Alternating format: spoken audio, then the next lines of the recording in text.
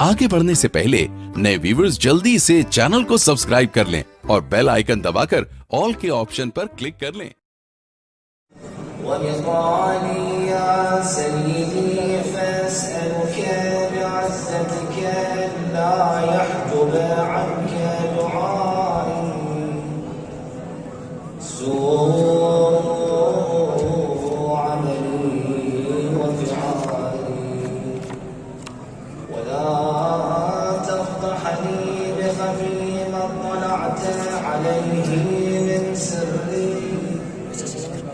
ولا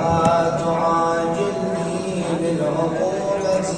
على ما عملته في خلقاتي من سوء فعلي وإساءتي ودوام تفريطي وجهالتي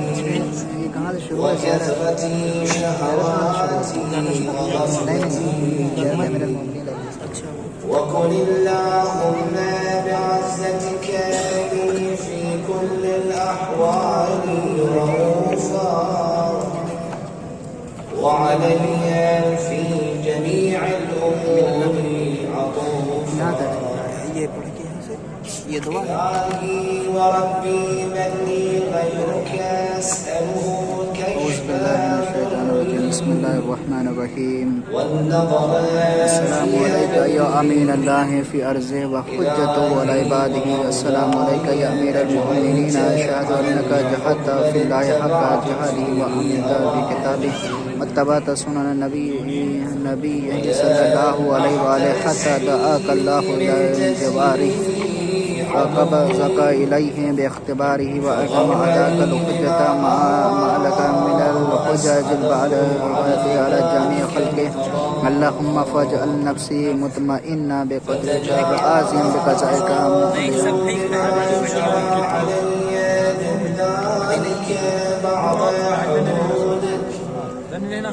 وخالفت بعض أوامرك فلك الحجة علي في جميع ذلك ولا حجة لي فيما جرى علي فيه قضاؤك وألزمني حكمك وبلاؤك وقد أتيتك يا إلهي بعد تقصيري وإسرافي على نفسي معتذرا نادما منكسرا مستقيلا مستغفرا منيبا مضرا مذعنا معترفا لا أجد مفرا مما كان مني ولا مفزعا أتوجه إليه في أمري غير قبولك عذري وإدخالك إياي في سعة من رحمتك. اللهم فاقبل عذري وارحم شدة ضري وفكني من شدي وثاقي يا رب ارحم ضعف بدني ورقة جلدي ودقة عظمي يا من بدا خلقي وذكري وتربيتي وتغذيتي هبني لابتداء كرمك وسالفي برك يا إلهي وسيدي وربي أتراك معذبي بنارك بعد توحيدك وبعد ما انطوى عليه قلبي من معرفتك ولهج به لساني من ذكرك، واعتقده ضميري من حبك.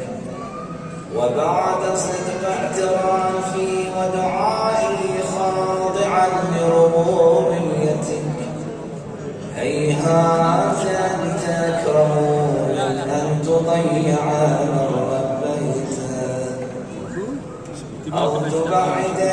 من أدنيته، أو تشرد من آويته، أو تسلم إلى الملاء من كفيته ورحمته. وليت شعري يا سيدي وإلهي ومولاي، أتسلط النار على وجوه خرت لعظمتك ساجدة، وعلى ألسن نطقت بتوحيدك صادقة، وبشكرك ناجحة، وعلى قلوب اعترفت بإلهيتك محققة، وعلى ضمائر حوت من العلم بك حتى صارت خاشعة، وعلى جوارح سعت إلى أوطان تعبدك وأشارت باستغفارك مذعنة. ما هكذا الظل بك، ولا أخبرنا بفضلك عنك يا كريم يا ربي، وأنت تعلم ضعفي عن قليل من بلاء الدنيا وعقوباتها، وما يجري فيها من المكاره على أهلها، على أن ذلك بلاء ومكروه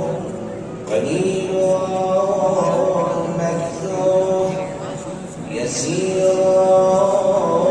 بقاؤه قصير مدته، فكيف احتمالي لبلاء الآخرة وجليل وقوع المكاره فيها، وهو بلاء تطول مدته ويدوم قاعه، ولا يخفف عن أهله، لأنه لا يكون إلا عن غضبك وانتقامك وسخطك،